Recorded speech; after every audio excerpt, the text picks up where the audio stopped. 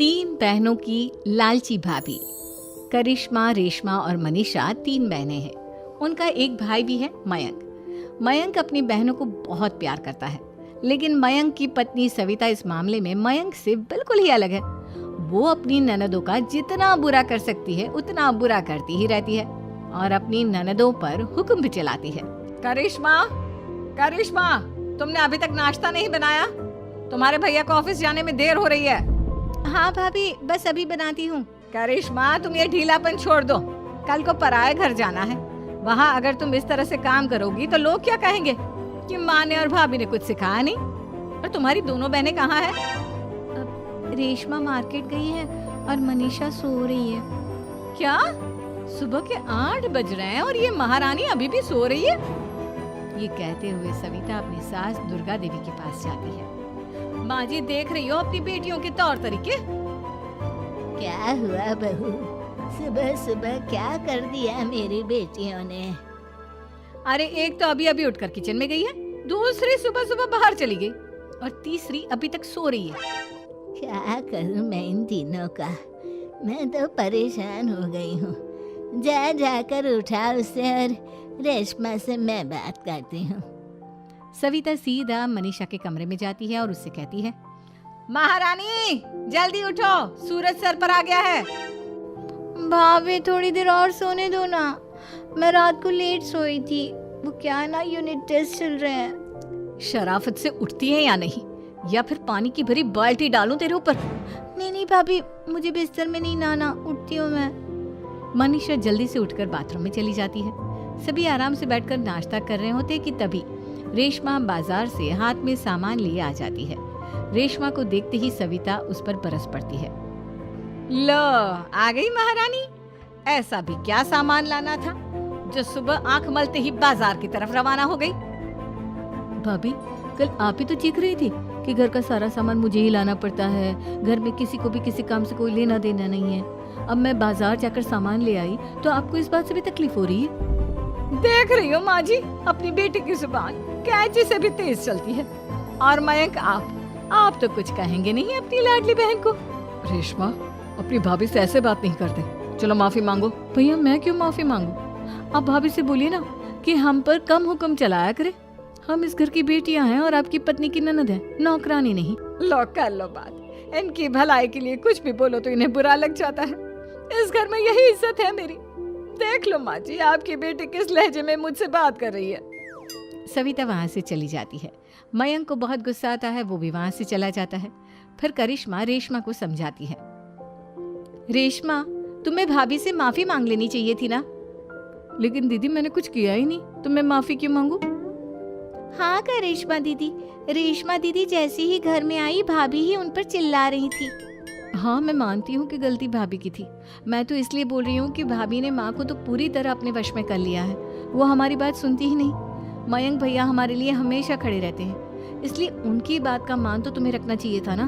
कोई फायदा नहीं दीदी, कुछ दिनों की बात और है, भाभी उन्हें भी हमारे खिलाफ भड़का देंगी। फिर वो भी माँ की तरह हमारी किसी बात का विश्वास नहीं करेंगे। इसी तरह सविता अपनी तीनों ननदों को किसी न किसी बात पर परेशान करती रहती थी।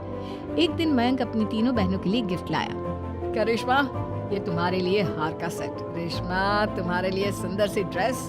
और मनीषा, तुम्हें किताबें पसंद है ना, तुम्हारे लिए किताबें लाया हूँ। थैंक यू भैया। थैंक यू भैया। थैंक यू भैया। करिश्मा, तुम्हारा नेकलेस कितना सुंदर है, ये भैया कहाँ से ले आए होंगे? मैंने भैया को 3 दिन पहले फोन पर ये डिजाइन दिखाया था और आज भैया ये ले आए। सविता तो अपनी ननदों के गिफ्ट्स देखकर जल गई और करिश्मा का नेकलेस तो उसे भी बहुत पसंद आया था। अपनी बहनों के लिए कितना अच्छा नेकलेस लेकर आए हैं, मुझे कभी कोई गिफ्ट नहीं दिया। मैं आज ही ये हार चुरा लूंगी। रात में सविता करिश्मा का हार चुरा लेती है और इसी तरह उसे अपनी ननदों की जो भी चीज अच्छी लगती वो उसे मांगती नहीं, बल्कि रात के अंधेरे में चुरा लेती। इसी तरह दिन बीतते गए और सविता ने मयंक के दिल में भी उसकी बहनों के लिए नफरत पैदा कर दी। एक दिन मयंक ने करिश्मा और रेशमा के लिए रिश्ता देखा और ये बात उसने घर में सबको बताई। माँ, करिश्मा और रेशमा के लिए बहुत अच्छा रिश्ता आया है, वो लोग कल इन्हें देखने आ रहे हैं। आप और सविता मिलकर सारी तैयारी कर लेना। ये सुनकर करिश्मा और रेशमा खुश हो जाती हैं, लेकिन सविता सोचती है, अगर इन दोनों बहनों की शादी हो गई तो घर और बाहर का काम कौन करेगा? मनीषा तो एक नंबर की कामचोर है, उससे तो किसी बात की उम्मीद लगाना ही बेकार है। मुझे इस शादी को रोकना होगा। अगले दिन सभी लड़के वालों के स्वागत की तैयारी करने में लगे होते हैं। तभी मयंक अपनी बहनों से आकर कहता है, तैयार हो गई तुम दोनों? देखो दोनों लड़के बहुत अच्छे हैं, मैं कोई कसर नहीं छोड़ना चाहता, इसलिए तुम उनके सामने अच्छे से बिहेव करना और अपनी भाभी से लड़ने मत लग जाना। करिश्मा, तुम वो नेकलेस पहन लो ना जो मैं तुम्हारे लिए लाया था।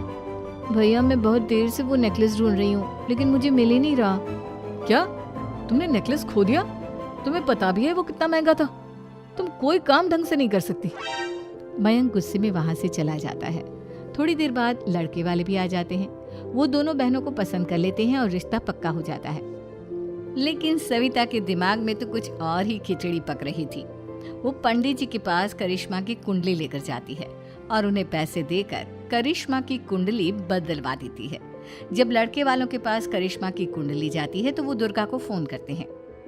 बहन जी, हमने करिश्मा की कुंडली अपने पंडित जी को दिखाई थी।